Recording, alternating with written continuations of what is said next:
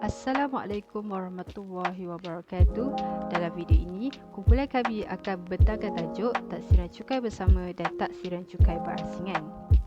Apakah itu taksiran cukai bersama?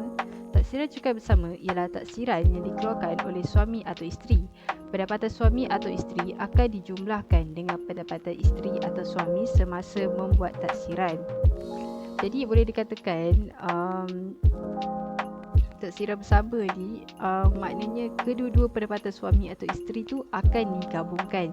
Jadi inilah sebenarnya akan meningkatkan cukai kena bayar tu, kerana pelepasan yang boleh dinikmati tu hanya adalah terhad kepada seorang sahaja. Okey, antara yang terlibat dalam taksiran cukai bersama ni ialah jumlah pendapatan, jumlah pengecualian dan jumlah pelepasan mengikut had tuntutan. Taksiran cukai bersama dalam syarat-syarat ni ada 4. Yang pertama, suami dan isteri perlulah tinggal bersama. Yang kedua, suami atau isteri yang memilih taksiran bersama mesti warga negara Malaysia jika tidak bermastautin. Maksudnya, suami atau isteri tu mestilah warga negara Malaysia kalau tidak tinggal dengan tetap di Malaysia. Yang ketiga, mempunyai jumlah pendapatan untuk diagregatkan dengan jumlah pendapatan suami atau isteri. Maksudnya, jumlah pendapatan suami akan dikumpulkan ataupun dicampurkan dengan jumlah pendapatan isteri. Jadi sebab itulah nama dia taksiran cukai bersama. Yang keempat pula, hanya boleh dibuat dengan seorang isteri sahaja. Maksudnya untuk individu yang berkahwin tu, pasangannya terdiri daripada seorang suami dan seorang isteri sahaja. Okey, taksiran cukai berasingan. Taksiran cukai berasingan ni dah dibuat oleh pasangan suami isteri yang nak buat taksiran secara berasingan. Maksudnya dia nak buat taksiran ni masing-masing punya. Suami punya, isteri punya lah. Taksiran ini melibatkan jumlah pendapatan, jumlah pengecualian, jumlah pelepasan dan pendapatan bercukai. Taksiran cukai bersama dan taksiran cukai berasingan. Kedua-dua taksiran ini, pengguna cukai dia mestilah individu yang telah berkahwin. Jika kedua-dua suami isteri mempunyai pendapatan yang berasingan, maksudnya pendapatan suami isteri tak samalah. Taksiran cukai bersama akan menyebabkan jumlah pelepasan menjadi kurang. Hal ini kerana kebanyakan cukai pelepasan dia mempunyai had tuntutannya tanpa ambil kira sama ada taksiran cukai bersama ataupun berasingan. Oleh itu, dia akan menyebabkan pembayaran cukai meningkat dengan banyak sekali. Oleh itu, secara umumnya, taksiran cukai bersama akan menyebabkan jumlah pelepasan berkurang dan mengakibatkan pembayaran cukai lebih tinggi. Kemudian kita akan masuk kepada rumus formula yang berkaitan dengan taksiran cukai bersama dan taksiran cukai berasingan. Jadi daripada rajah ni kita nampak ada nombor 1 pendapatan tahunan, nombor 2 pendapatan bercukai dengan nombor 3 cukai pendapatan. Maksudnya dekat sini daripada nilai pendapatan tahunan kita boleh dapatkan nilai pendapatan bercukai.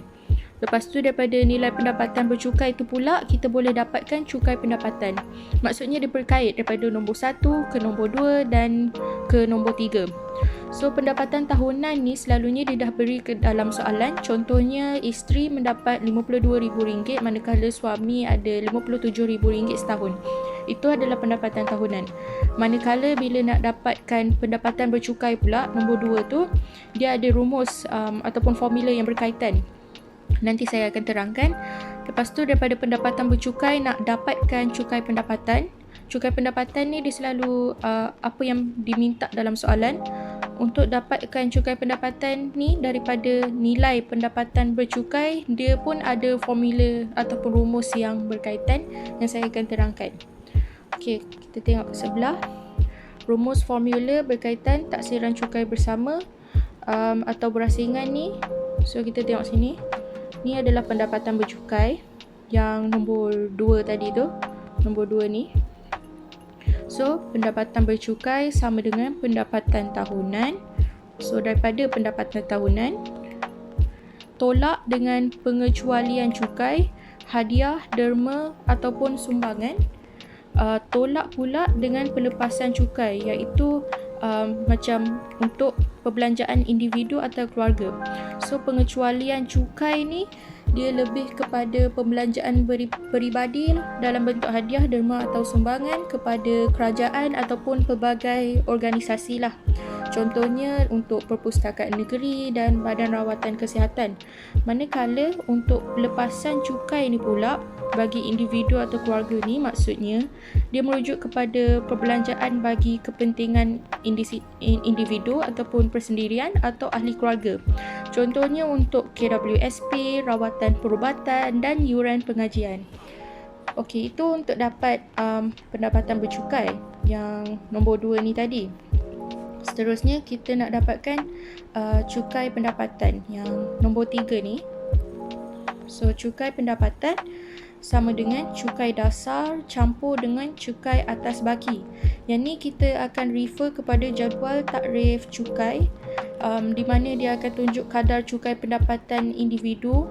Ni ada dalam jadual warna pink, nanti akan ditunjukkan bila buat soalan contoh nanti. Lepas tu tolak dengan rebat. So rebat ni pula dia bergantung kepada pendapatan bercukai dia, yang nilai ni. Maksudnya kalau nilai yang ni, yang nombor 2 ni, kalau nilai ni kurang daripada RM35,000, rebat dia kita akan dapat RM400. Ataupun rebat ni pula dia boleh jadi zakat. So dia akan ditolak sebab dia tak dimasukkan ataupun di-include dengan cukai pendapatan.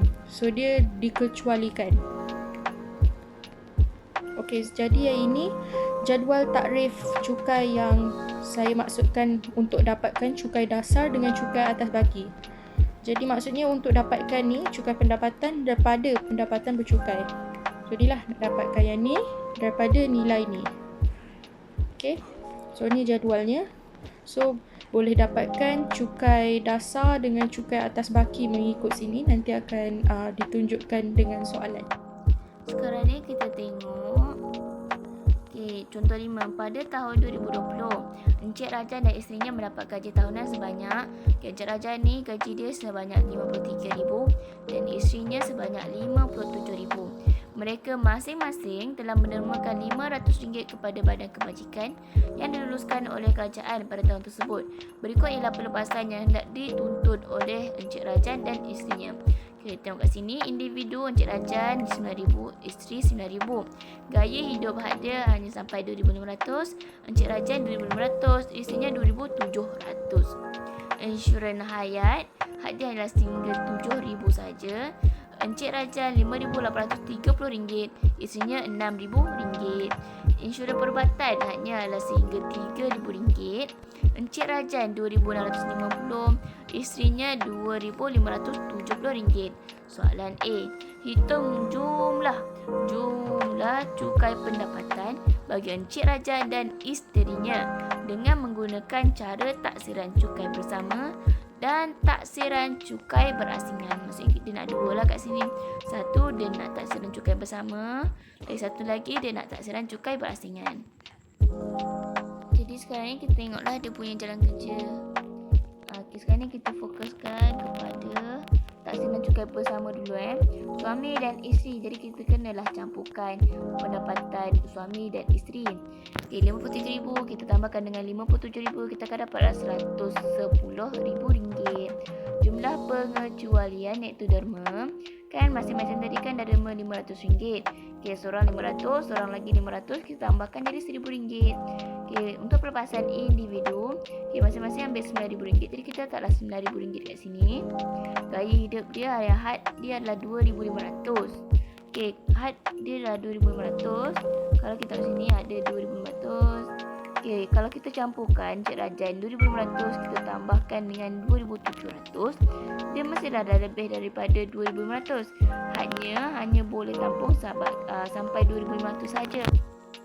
Jadi kita masuklah RM2,500 saja. Okay, insurans hayat had dia RM7,000, kita masukkan RM7,000. Insurans perubatan had dia RM3,000, kita masukkan RM3,000. Okay, sekarang ni nak kira dia punya pendapatan bercukai. Jumlah pendapatan ni kita tolakkan dengan derma. kita tolakkan dengan pelepasan dan akhirnya kita akan dapat RM87,500. Cukai dasar sekarang ini, cukai dasar kita kena rujuk balik. Kita kena rujuk jadual pink. Okay, disebabkan dia punya pendapatan dia adalah sebanyak RM86,000, jadi dia dalam lingkungan RM70,000 sehingga RM100,000 ni. Okay, untuk RM70,000 pertama, kadar dia adalah sebanyak 21% dan cukai dasar dia adalah RM4,600. Kita masukkanlah cukai dasar dia RM4,600. Cukai atas baki pula, dia punya pendapatan bercukai tadi RM87,500. Kita kena tolakkan dengan RM70,000 yang pertama. Dan kita darabkan dengan kadar dia. Kadar dia kan 21%. Kita akan dapat RM3,675. Rebat cukai. Okay. Disebabkan dia punya ni adalah RM87,500, iaitu melebihi daripada RM35,000, jadi dia tak layak untuk mendapat rebat sebanyak RM400. And last sekali, kita kira dia punya cukai pendapatan yang perlu dibayar. Okey, cukai dasar kita tambahkan dengan cukai atas baki dan kita tolak dengan rebat cukai. Nanti kita akan dapat RM8,275. Okey, habis dah jalan kira untuk cukai bersama ni. Sekarang ni kita buat cukai berasingan pula. Okey, nama pun cukai berasingan, terus kita kena asingkan lah yang suami punya, isteri punya. Okay, kita fokuskan pada suami dulu. Jumlah pendapatan dia adalah sebanyak RM53,000. Dan derma dia tadi kan suami dia derma RM500 je. Pelepasan, okay, untuk suami dia ni dia ambil RM9,000 dan kita salinlah balik gaya hidup tadi, dia ambil RM2,600. Insurans hayat RM5,830. Insurans perubatan RM2,650. Pendapatan bercukai, jumlah pendapatan dia tadi dia tolakkan dengan derma, tolakkan dengan pelepasan ni dan kita akan dapat RM32,520. Okey, cukai dasar kita rujuk balik pada jadual pink. RM32,000. So maksudnya dia dalam lingkungan RM22,000 sehingga RM35,000. Okey, untuk RM20,000 yang pertama, kadar dia adalah sebanyak 3% dan cukai dasar dia adalah RM150. Sekarang ni kita letaklah cukai dasar dia RM150. Cukai atas baki pula, kita ambil pendapatan bercukai RM32,520, tolak dengan RM20,000 yang pertama dan kita rakam dengan kadar 3%. Sekarang ni kita akan dapat RM375.60. Rebat cukai disebabkan dia punya gaji dia RM32,000 ni bawah RM35,000. Jadi dia layaklah untuk mendapat RM400 ni, iaitu rebat cukai. Okay, last sekali kita kira dia punya cukai pendapatan. Cukai dasar tambah dengan cukai atas baki, tolak dengan rebat cukai. Dan kita akan dapat RM125.60. Habis dah dia punya pasal suami pula, taksiran suami. Sekarang kita kena kira taksiran isteri. Okey, taksiran cukai isteri ni jumlah pendapatan dia adalah tadi sebanyak RM57,000. Dan jumlah pengecualian derma dia derma sebanyak RM500. Pelepasan, okay, individu RM9,000. Gaya hidup dia RM2,500. Okay. Tadi kan dia punya gaya hidup kan sepatutnya RM2,700, tapi disebabkan had dia hanya sampai RM2,500, jadi RM2,500 telah kita letak kat sini. Tapi mana perginya lagi RM200? Okay, yang lagi RM200 tu akan ditanggung sendiri oleh isteri dia. Insurans hayat hak dia sampai RM7,000. Okay, tadi kan dia ambil RM6,000, lepas tu RM2,570. Dan dia punya pendapatan bercukai kita akan dapat jumlah pendapatan tu RM57,000. Kita tolaklah dengan derma, tolak dengan pelepasan dan kita akan dapat RM36,430. Sekarang ni kita ambil cukai dasar, kita rujuk balik pada jadual pink. RM36,000 kan. Jadi dia punya ni RM35,000 pertama. Okay. kadar dia adalah sebanyak 8% dan cukai dia adalah sebanyak RM600. Okey, cukai tu tadi RM600. Cukai atas baki pula adalah RM36,000. Ni dia punya pendapatan bercukai tadi. Tolaklah dengan RM35,000 yang pertama. Darabkan dengan kadar dia iaitu 8%.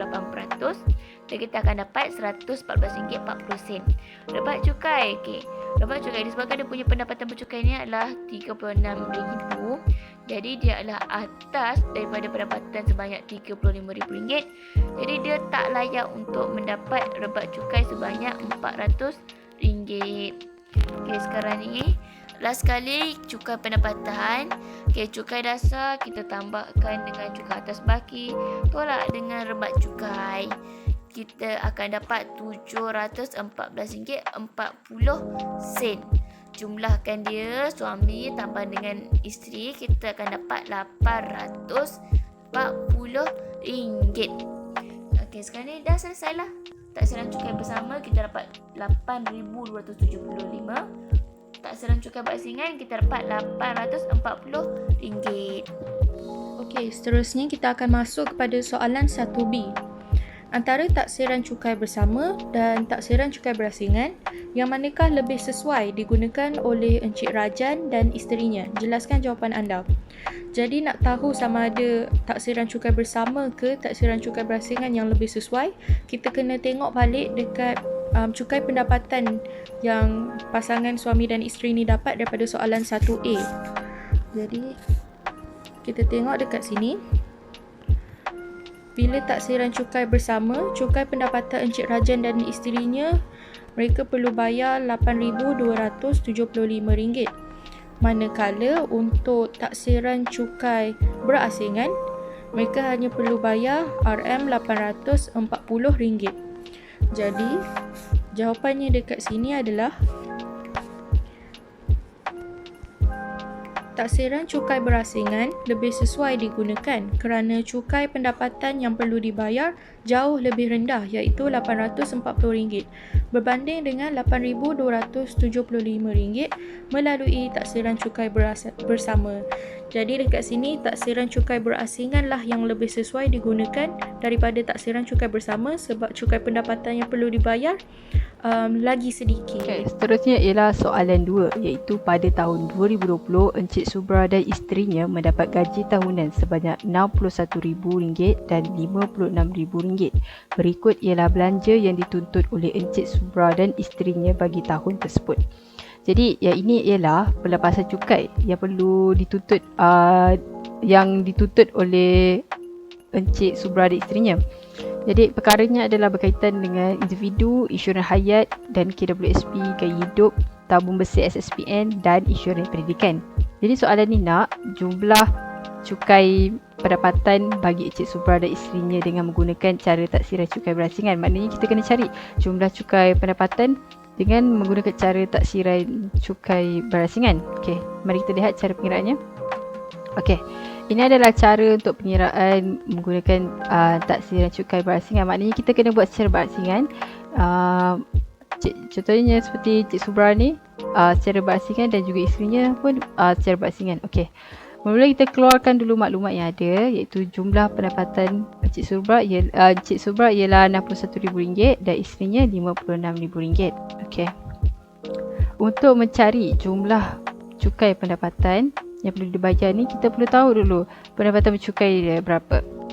Untuk tahu berapa pendapatan bercukai ni, kita kena tahulah formula dia apa. Pendapatan bercukai ni formula dia ialah jumlah pendapatan tolak dengan pengecualian cukai dan tolak pelepasan cukai.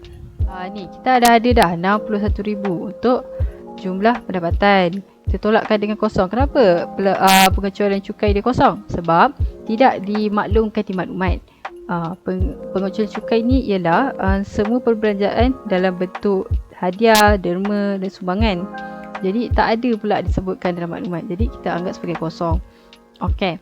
Pelepasan cukai dia tu ialah Yang mana? Pelepasan cukai dia tu yang ni, individu, insurans hayat, hidup, tabung bersih SSPN dan insurans pendidikan. Jadi pelepasan cukai ni kita tambahkan lah, siap-siap tambahkan. Jadi 9,000 tambah dengan 6,000 tambah 2,000 tambah 5,000 dan 2,600. Bila dah dapat yang tu, barulah boleh jumlah pendapatan tu tolak dengan pelepasan cukai. Bila dah tolak, kita akan dapat RM36,400. Okey. Sama juga dengan isterinya. Isterinya yang berbeza tu cuma maklumat je, tapi formula dia tu still sama.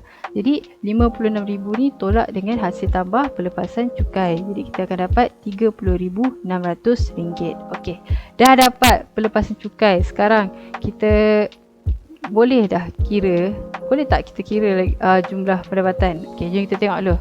Apakah formula untuk cukai pendapatan? Okey. Formula untuk cukai pendapatan ialah cukai dasar tambah dengan cukai baki tolak rebat. Okey. Kat sini macam mana kita dapat RM600 ni untuk cukai dasar? Okey, RM600 ni, yang ni untuk Cik Subra RM600 ni dapat daripada pendapatan bercukai yang kita dah kira tadi tu, iaitu RM36,400. Okey. RM36,400 ni ada dalam lingkungan RM35,001 hingga RM50,000. Jadi cukai dasar dia tu adalah RM600. Ada dalam lingkungan ni. Pendapatan bercukai dia tu ada dalam lingkungan. Jadi dia punya cukai dasar adalah RM600. Okey. Yang isteri dia ni pula. Isteri dia pula kenapa 150? 150 sebab sama juga macam tadi, RM30,600 ni ada dalam lingkungan RM20,001 hingga RM35,000. Jadi cukai dasar dia ialah RM150. Okey. Dah ada cukai dasar. Sekarang kita cari cukai baki. Okey, cukai baki untuk Encik Subra ialah, nak cari cukai baki ni jumlah pendapatan bercukai tolakkan dengan pengiraan. 35,000 pertama darabkan dengan kadar iaitu peratus. Iaitu kita dapat 8%. Jadi dah kira, mula-mula tolakkan dulu barulah darab. Okey. Dah darab, bila dah tolak dan darab iaitu RM1,400 darab dengan 8%, kita akan dapat RM112. Okey. Yang ni kita dah ada cukai baki. Sekarang kita cari pula dia punya rebat cukai. Okey, rebat cukai. Kenapa rebat cukai Encik Subra ni kosong? Ini sebab rebat cukai Cik Subra ni ialah RM36,400. RM36,400 lebih daripada RM35,000. Jadi kalau pendapatan bercukai dia tu lebih daripada RM35,000, dia tak perlu bayar rebat cukai lah. Jadi kosong. Dia tak perlu ditolakkan dengan rebat cukai. Okey. Banding dengan isteri ni, isteri dia ni akan ditolakkan dengan RM400. Kenapa? Kerana RM30,600 ni dia kurang daripada RM35,000. Jadi dikenakan rebat cukai. Jadi dia perlu bayar rebat cukai ni. Sekarang kita dah ada dasar cukai, dah ada cukai atas baki, dah ada rebat cukai, barulah kita boleh masukkan dalam formula. Okey. Cukai pendapatan yang perlu dibayar Encik Subra ialah RM600 tambahkan RM112 tolak dengan kosong. Jadi dah kira, lepas tu kita kirakan dapat RM712. Okey. Kalau yang untuk isteri dia ni pula, sama juga macam tadi tu.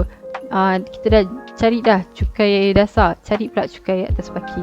Cukai atas baki dia ambil daripada pendapatan bercukai RM30,600, tolakkan dengan RM20,000 pertama. Dah tolak, barulah kita darabkan dengan 3% dia punya kadar. Kita akan dapat RM318. Okey. Dah ada maklumat semua ni dan kita ada rebat sebab tadi tu kerana pendapatan bercukai dia tu kurang daripada RM35,000, jadi dia akan dikenakan rebat. Okey. Dah ada maklumat semua, barulah boleh masukkan formula macam tadi. 150 tambahkan 318 tolakkan dengan 400. Kita akan dapat RM68. Maka cukai pendapatan yang perlu dibayar oleh Encik Subra dan isterinya ialah RM712 tambahkan dengan RM68.